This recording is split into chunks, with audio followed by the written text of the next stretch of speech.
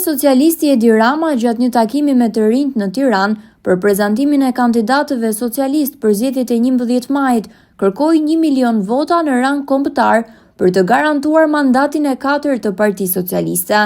Sipas kryeministrit, vetëm kështu Shqipëria nuk do ta humbë sërish trenin e historisë. Gjeneratës time, gjeneratës tonë,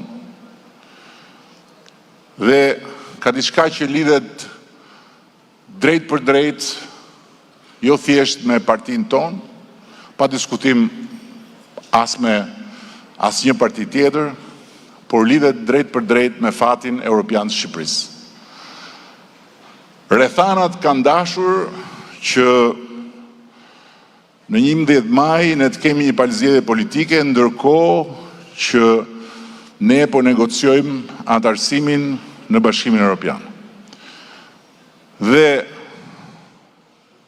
për herë të parë, që se ne kemi filluar të ndërrojmë ditën kur do t'jemi antar të barabartë Bashkimit Evropian, ne kemi një mundësi reale dhe aktuale që të bëhemi antar të Bashkimit Evropian. Nuk e kemi pasur deri përpara disa kohësh, por ajo që unë dua që ju dhe të gjithë ta kuptojnë është që mund mos sa kemi pas disa kohësh.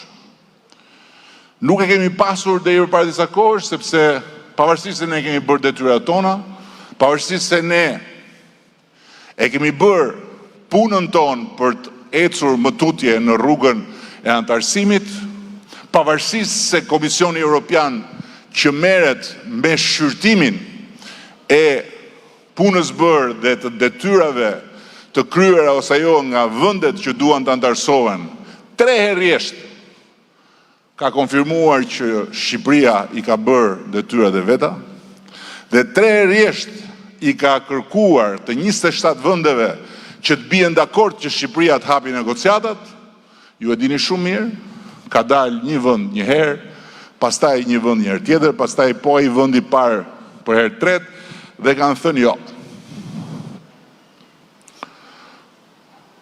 Ne kemi dashur, ata nuk kanë dashur. Dhe ajo që na kanë përsëritur në vimësi ka qenë, e ardhmja juaj është këtu te ne, ju do punoni edhe më shumë, kur t'i kryeni të gjitha detyrat, ju do bëheni një nga ne, e të tjera e tjera.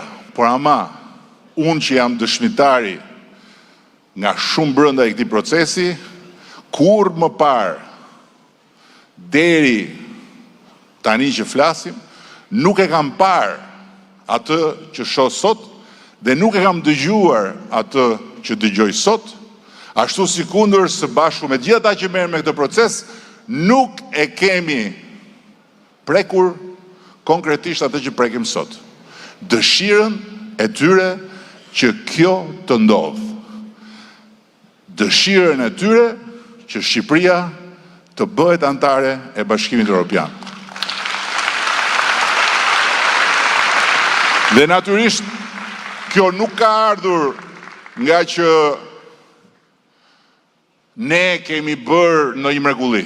Ne kemi bërë detyrat tona, ne kemi bërë atë që unë e kam përsëritur gjithmonë, sa herë na thoshin jo, unë thosha ne vazhdojmë punën. Një ditë do na thonë po, dhe atë ditë ne duhet të kemi shkuar përpara, njësoj sikur ti kishim hapur negociatat kur na thanë jo.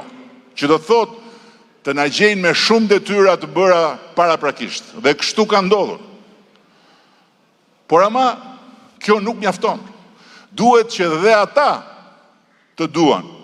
Dhe ata sot duan të zgjerojnë Bashkimin Evropian, atyre sot i duhet patjetër që t'japin një mesazh gjithë botës që Europa, Bashkimi Evropian po zgjerohet, dhe për ta bërë këtë ka vetëm 2 vende që mund të antarësohen shpejt në Bashkimin Evropian.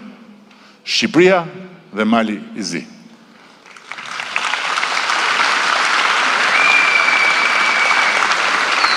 Dhe besoj që është e qartë për gjithë ata që ndjekin sadopak lajmet që pse ata duan. Sepse bota është në një situatë tjetër. Sepse gjeopolitika në përgjithësi është në një situatë tjetër. Sepse ekuilibrat janë lëkundur dhe ka një moment rikompozimit gjërave. Atëherë, pikërisht në këtë moment, pikërisht për këto arsye, yjet e fatit ton dhe yjet e Europës janë bërë bashkë. Dhe për herë të parë, ne dhe ata duam të njëjtën gjë dhe e duam tani. Duam që Shqipëria të hyjë Bashkimin Evropian. Keni parasysh që është hapur një derë që nuk do rihapur aty gjithmonë. Dera e zgjerimit hapet dhe mbyllet. Ka ndodhur në të shkuarën, mund dhe me siguri do të ndodhi përsëri.